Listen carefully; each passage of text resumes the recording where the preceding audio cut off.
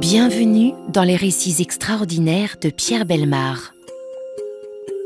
Un podcast issu des archives d'Europe 1. Septembre 1945, un train entre en gare de Berlin. Un train de wagons à bestiaux où sont entassés des réfugiés allemands. La victoire alliée a renversé la situation. Ce ne sont plus maintenant les ennemis d'Hitler que l'on transporte comme des marchandises. C'est le tour des Allemands eux-mêmes, qu'ils aient été favorables ou non aux nazis. Un peuple qui souffre et paie chèrement les fautes, les crimes de ses dirigeants. Ce train arrive de la frontière polonaise. Il ramène des soldats libérés d'un camp russe de prisonniers. Parmi eux, deux hommes, deux copains, Manfred Schröder, Robert Laub. Le premier grand, maigre, le visage émacié, les yeux immenses, le nez en bec d'aigle, Manfred. Le second, petit, maigre aussi, mais qui ne l'aurait pas été à cette époque-là, une rondeur, comme on dit au théâtre, Robert. Don Quichotte et Sancho Panza. Dans la gare à moitié détruite, une foule hétéroclite misérable va et vient, constituée aussi de petits groupes immobiles, de gens fatigués, épuisés, ou qui ne savent plus où aller. « Qu'est-ce qu'on fait ?» demande Robert à Manfred. « Ce qu'on a dit. »« Alors tu m'emmènes chez toi ? T'es sûr que ta femme voudra ? » ?»« Volga ?» Manfred n'aura pas besoin d'imposer sa volonté avec brutalité, comme il en a le goût et l'habitude. Olga n'est pas à l'appartement. Il n'y a plus d'appartement. L'immeuble bombardé s'est écroulé. Seul subsiste un pan de mur. À la hauteur de l'étage où il habitait, Manfred reconnaît un large morceau du papier peint de sa chambre. C'est tout ce qui lui reste de son passé. Il le contemple un moment sans rien dire. Les deux camarades décident de retourner à la gare. Ils espèrent trouver quelqu'un qui s'adressait, obtenir un secours, boire, manger. Un service d'accueil est prévu, mais il est débordé. C'est la bousculade, le désordre. « Allez, viens, dit Manfred. On va pas perdre son temps avec ces minables. »« T'as une idée ? » ?»« On va bien en avoir si on veut pas crever. » La rage au cœur, dégoûtés, les anciens prisonniers mettent leurs sacs sur un banc, s'étendent et posent leur tête dessus. Ils s'endorment.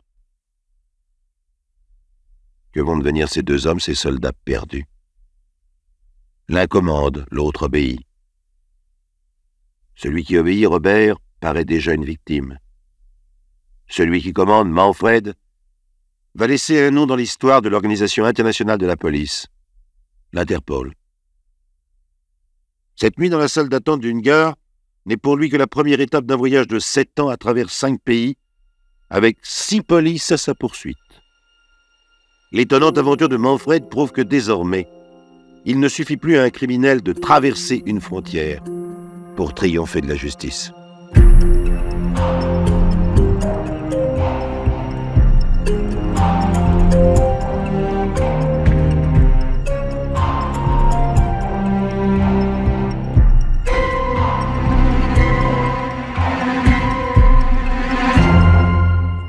Les deux anciens prisonniers de guerre allemands, Manfred Schröder et Robert Laub, pour résoudre le problème du logement dans Berlin détruit, se sont installés chez des vieilles prostituées, Wanda et Hildegarde.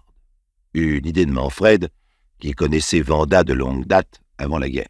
« Ah ça oui, t'as eu une riche idée, dit Robert à son copain. Seulement tu vois, moi... qu'est-ce qu'il y a, t'es pas content ? Si, mais enfin... quand Wanda a demandé à Hildegarde si elle voulait de toi, t'étais drôlement heureux que ça marche. Ça marche trop bien, mon vieux. Elle veut se marier avec moi. Non. On va fêter ça. Hé, barman, c'est ma tournée. Et buvant un énième verre dans la boîte de nuit où il passe le plus clair de son temps, Manfred pense au parti qu'il peut tirer de la situation. Mais faut l'épouser. Tu es malade? Mais non, réfléchis 2 minutes. Ton Hildegarde. Elle a 2 mômes en nourrice dans le Hanovre. Alors, tu lui dis de vendre son appartement ici. Il faut au moins 20 000 marks. Vous partez là-bas ensemble. Et avec le fric, vous pouvez vous installer à la campagne. Bon, mais tu me vois avec 2 mômes. Mais tu rigoles. Entre Berlin et Hanovre, on trouvera bien le moyen de la semer, Hildegarde. Ah, parce que tu veux venir avec nous? Bah, tu crois pas que je vais te laisser filer tout seul avec 20 000 marks, non? Robert Laube suit les conseils de Manfred. Il joue les amoureux. Hildegarde, usée, fatiguée, se met à rêver du bonheur et de la vie de famille. Elle vend tout ce qu'elle possède. Et un jour, voilà le trio en route pour Anna. Oh, les transports ne fonctionnent pas encore normalement. Des voies ont sauté, des ponts ont été détruits, il faut changer de train. 5 heures d'attente dans une gare. Manfred propose une promenade. Et il y a justement une forêt, tout près. Oh, allons-y, oui, dit Hildegarde. On regardera la feuille à l'envers, hein, chérie? Robert Laube est moins enthousiaste que sa fiancée. Car c'est sans elle, il le devine, qu'il faudra revenir de la promenade. Manfred vient de le décider. Mais comment compte-t-il s'y prendre pour se débarrasser de la fille? Jamais ils n'en ont parlé sérieusement. Robert pensait qu'on la perdrait comme ça dans la foule, mais dans une forêt. Quand 4 heures plus tard, Robert revient seul à la gare avec Manfred, il est pâle et défait. Il a été, sans l'avoir voulu vraiment, le complice d'un crime. Manfred a conseillé à Hildegarde de s'étordre sous un sapin en compagnie de son amoureux. Elle était si contente. Et puis, lui s'est éloigné par discrétion. Mais il est vite revenu par derrière, et avec une barre de fer, il a assommé la pauvre femme. Robert, horrifié, a dit « T'aurais pas dû, Manfred, t'aurais pas dû faire ça. Oh, t'en fais pas, va. Jamais elle n'a été aussi heureuse. C'est une belle mort pour elle. Allez, aide-moi. » Alors tous les deux, ils ont enterré sommairement Hildegarde. Riches et libres, ils le sont maintenant. Oh, pas très riches. Quant à leur liberté, elle est menacée. Et il va falloir la défendre. Car bien entendu, le cadavre est retrouvé, identifié. Manfred et Robert suspectés. Et cela d'autant plus qu'ils ont disparu. Ils doivent fuir, se cacher, voyager, changer de nom. Encore une chance pour eux que l'Allemagne de 1945 soit entièrement désorganisée à tous les points de vue. Administrativement, physiquement même. Un pays abattu, exsangue, où les Manfred et leurs pareils ressemblent à des loups parmi d'autres loups, errent dans les décombres, se partagent les dépouilles. Ils se livrent ensemble au marché noir. Mais Manfred a vite assez de la compagnie de Robert, un reproche vivant. Pourtant, c'est lui le coupable, lui qui a tout manigancé. Et il trouve Robert insupportable, trop bête en plus. En restant avec lui, il risque de se faire prendre. Alors il l'abandonne. Oh, cela ne traîne pas. À peine Robert Laube est-il seul à gouverner sa vie, il est arrêté, emprisonné, accusé du meurtre d'Hildegarde. Il se défend comme il peut, maladroitement, en rejetant toutes les responsabilités sur Manfred, ce qui n'est ni courageux ni intelligent, car il reconnaît ainsi être le complice de l'assassin et mériter, comme lui, la peine de mort. Et Manfred, où est-il? Eh bien, il s'est sauvé en Autriche. Il est persuadé que Vienne, conquise par les Russes, n'appartenant plus au Reich, redevenue une capitale étrangère, il est à l'abri. Il ignore que de Bruxelles partent des lettres adressées aux 4 coins du monde. Elles invitent des représentants de tous les pays à se réunir afin de réorganiser la police internationale. Manfred, le tueur donné par son ami Robert, ne sera pas longtemps tranquille en Autriche. Il devra fuir en Italie, en France, en Espagne, au Maroc, s'embarquer pour les Baléares. Tandis que les polices de tous ces pays se communiquent des renseignements à son sujet, les recoupent, tandis qu'Interpol, reconstitué après la guerre, resserre les mailles de son filet. Comment Manfred sera-t-il pris? Malgré ses astuces, ses déplacements incessants, grâce à quelle organisation?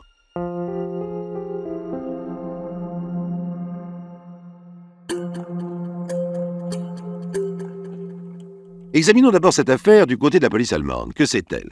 Un crime sordide a été commis, une vieille prostituée assassinée puis volée par 2 anciens prisonniers de guerre. L'un est arrêté, Robert Laube, l'autre en fuite, Manfred Schröder. Tout ce qu'elle connaît du fuyard, c'est Robert Laube qui le lui a dit, son signalement, sa vie passée. Sur le présent, rien. Et la police autrichienne. Eh bien, un vieux cordonnier s'y présente. Joseph Linzer. Vous avez une déclaration à faire? Attendez, je prends note. Nom, prénom, qualité, domicile, situation de famille. L'employé tape à la machine. On en arrive à ce qui est intéressant. Et voilà, mon ex-femme Ada vient de se remarier.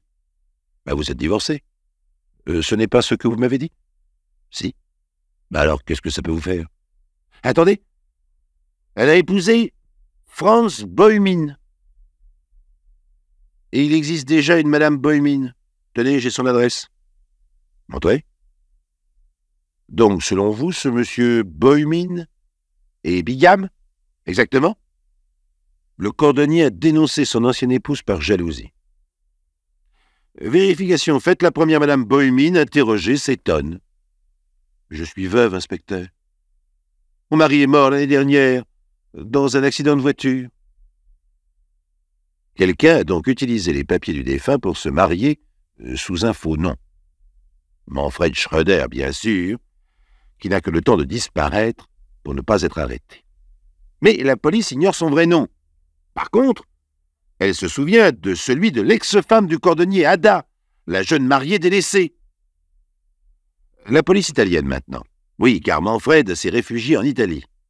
Dans un bar sur le port de Naples, un jeune pêcheur, Claudio, renseigne un douanier. Ça vous intéresse, la contrebande du tabac? Pourquoi t'as un tuyau? Tu veux combien pour ça? Rien du tout. Prends une lyre. Allez donc faire un tour vers minuit, au nord du Cap Misenna. Claudio ne peut pas encaisser le nouvel amant de sa sœur Rita, un étranger sans gêne, qui s'est installé à la maison comme s'il était chez lui. La nuit, ce malabry a deux occupations, l'amour avec Rita ou la contrebande de tabac, selon son humeur, le clair de lune et ses besoins d'argent. La police est au rendez-vous du Cap Misenna, mais l'étranger n'y est pas. Il fume une cigarette, assis sur le muret de la maison de Rita, attendant le retour de celle-ci. Deux inspecteurs se présentent. Vos papiers. L'étranger, c'est Manfred évidemment, montre un passeport au nom de Alois Kretschmer. Il lui a été fourni par des pèlerins tyroliens à Rome, rencontrés à l'église Santa Maria dell'Anima, le sanctuaire national des Autrichiens. Manfred et les Tyroliens ont sympathisé et échafaudé des projets ensemble. Alois Kretschmer. Bon, né à Innsbruck. Les policiers semblent trouver le passeport normal. Ayant en main une dénonciation de Claudio, ils demandent tout de même à ce soi-disant Kretschmer « Suivez-nous, une simple formalité. » Kretschmer, alias Manfred Schröder, est photographié. Ses empreintes digitales sont prises, le tout expédié en double à Vienne. Cela commence à tourner mal pour lui, mais, me direz-vous, il est impossible d'établir une liaison entre Kretschmer et Schröder. C'est oublier que les hommes ont leurs faiblesses, et que ces faiblesses, ils les paient un jour ou l'autre. Car voici revenir Ada. Vous savez l'ancienne femme du cordonnier, en Autriche. Interrogée une première fois par la police autrichienne, elle n'avait pas vendu Manfred. Quelques mois plus tard, elle retourne à la police d'elle-même. J'ai quelque chose à ajouter à ma première déclaration. Asseyez-vous, madame. J'ai revu mon mari, enfin... Oui, vous voulez dire celui qui se faisait passer pour Frank Boymin. Oui. Je l'ai revu à Naples. Il m'a écrit de venir le rejoindre dans un couvent où il travaillait comme maçon. J'y suis allé. Il se faisait appeler Alois Kretschmer. Et pourquoi n'êtes-vous pas resté avec lui? Nous ne nous entendions plus. Nous nous sommes séparés. En réalité, Manfred, bien sûr, a trompé Ada avec la sœur de Claudio, Rita. Ada, folle de jalousie, est retournée à Salzbourg et vient de dénoncer son mari.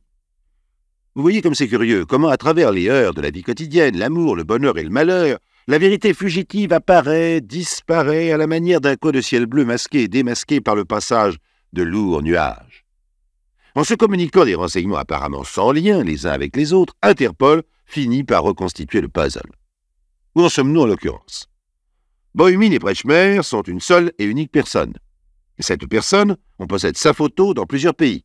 Elle est classée dans ce qu'on appelle le fichier rouge de l'Interpol. À Berlin, L'identification est faite. Bohumine, Kretschmer ne sont autres que Manfred Schröder, l'assassin. Un message est expédié immédiatement à toutes les polices du monde pour le préciser. Oh, cela ne suffit pas bien sûr pour arrêter Manfred, mais cela rend sa capture plus facile, possible, à condition qu'il se fasse remarquer d'une manière ou d'une autre. Mais les mauvais garçons sont-ils capables de ne pas se faire remarquer, de se décider à être sages? Manfred peut-être, car pendant plusieurs années, la police n'entend plus parler de lui. S'est-il rangé les voitures? Est-il sauvé? En 1951, plusieurs informations fragmentaires parviennent à la police autrichienne qui centralise les renseignements. D'abord, une information de Marseille. Une demande d'engagement dans la Légion étrangère a été déposée par Alois Kretschmer. La sécurité militaire française est saisie. La Légion, traditionnellement, respecte les secrets de ses soldats. Cela prend du temps. En fin de compte, on ne trouve pas de Kretschmer dans l'armée. A-t-il été prévenu des recherches entreprises à son sujet? En tout cas, il a filé. Où ça? En Italie. Un indicateur le précise, on le croit. La police italienne alertée va voir Rita à Naples. Aloïs?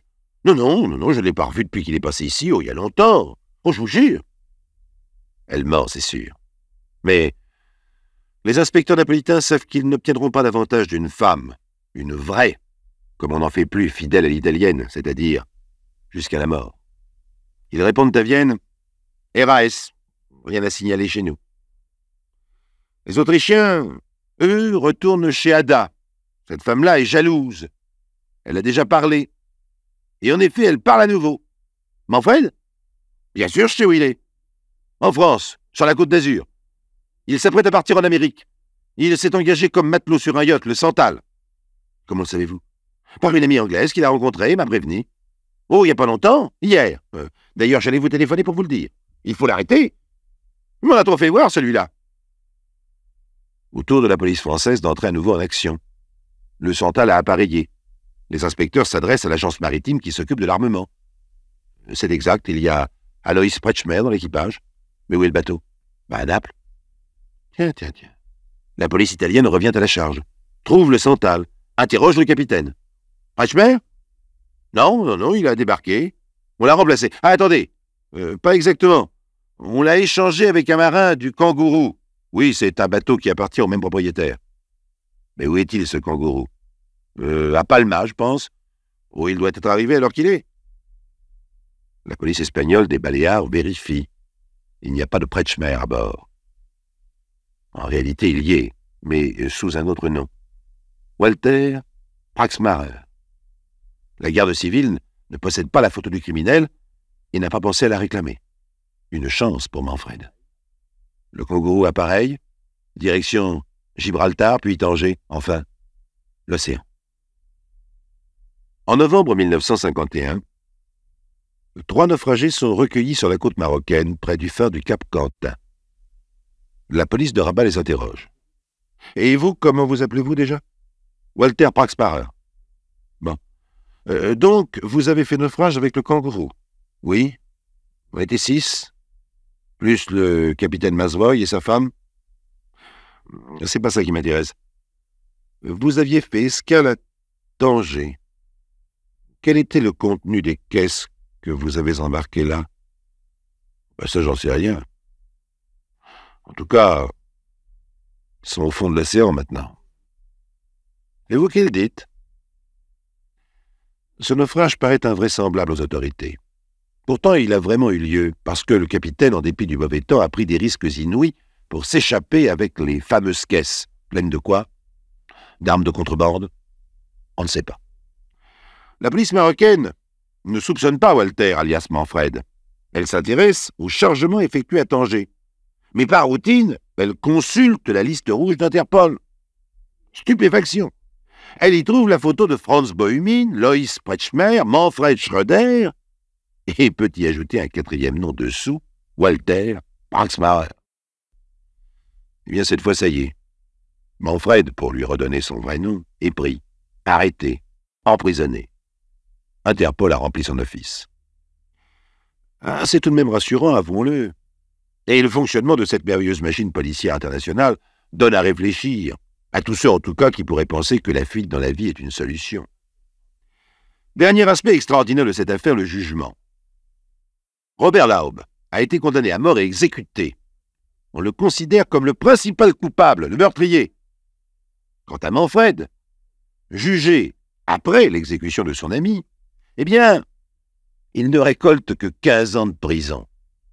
Mais chaque année, le 3 octobre, jour anniversaire de la mort d'Hildegarde, la prostituée, il devra, la cour d'assises de Salzbourg en a décidé ainsi, passer 24 heures dans le noir, dans une cellule sans lumière. Ah, nous le constatons presque chaque jour en étudiant ensemble ces dossiers extraordinaires. La justice a les yeux bandés.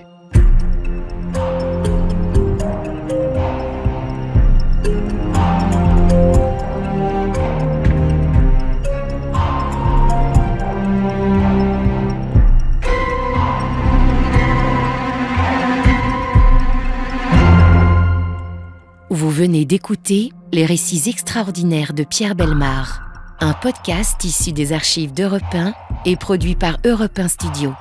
Réalisation et composition musicale, Julien Tarot. Production, Sébastien Guyot. Patrimoine sonore, Sylvaine Denis, Laetitia Casanova, Antoine Reclus. Remerciements à Roselyne Bellemare. Les récits extraordinaires sont disponibles sur le site et l'appli Europe 1. Écoutez aussi le prochain épisode en vous abonnant gratuitement sur votre plateforme d'écoute préférée.